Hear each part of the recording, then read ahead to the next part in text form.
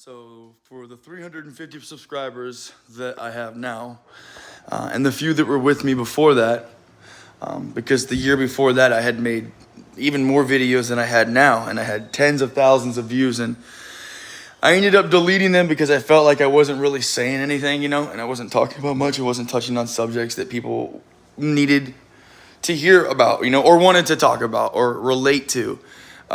So either way, it was that and the combination of, God was like, hey, you're not doing what it is that I put you on the earth to do right now. What you're doing is something else, but it's not what I've called you to do. So I deleted every single one of the videos, even though it had views, and it doesn't matter.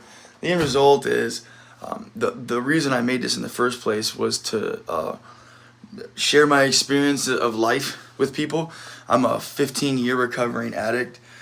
A fentanyl and heroin. It doesn't matter what my war stories are, but they're pretty severe. The fact that I'm alive is literally a miracle. I was shooting 2.5 grams of fentanyl a day, and sometimes a half gram of coke with it. But the fact that I'm alive and the stuff that I was doing is crazy. I spent 1/3 of my life in prison, and that's where I met Jesus. Unfortunately, being a part of a church, a charter member, baptized in the beginning of the church's creation, a part of the original church, kicked me out of church from the pastor's request because I was smoking pot at 16. So it was really pretentious church. I didn't meet Jesus there. I met him in prison. You know what I mean? But the end result is I didn't have the type of addiction that would benefit anyone. I was struggling with something that was there to build character, not to be a part of my life for the rest of my life, right? And I didn't know that because I was a kid. I was 16 years old being asked to leave a church. Not being asked, but say, hey, you can't come to church until you get your life together at 16, and not allowed to come to youth group either. But come to find out later that pastor had a full-blown alcoholic as his sound man running his $50,000 sound system.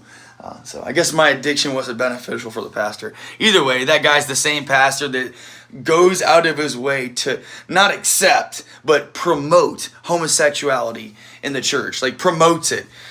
He cares more about what they think than, God. It's crazy. Either way, it's a worldly man who doesn't self-examine and is somehow the leader of people in a congregation. There's a lot of that going on.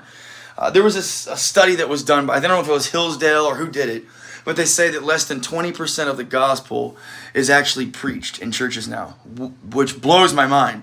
But someone like me that was an addict who's gone through such fire is still looked at as like a loser by these guys in the church. You know what I mean?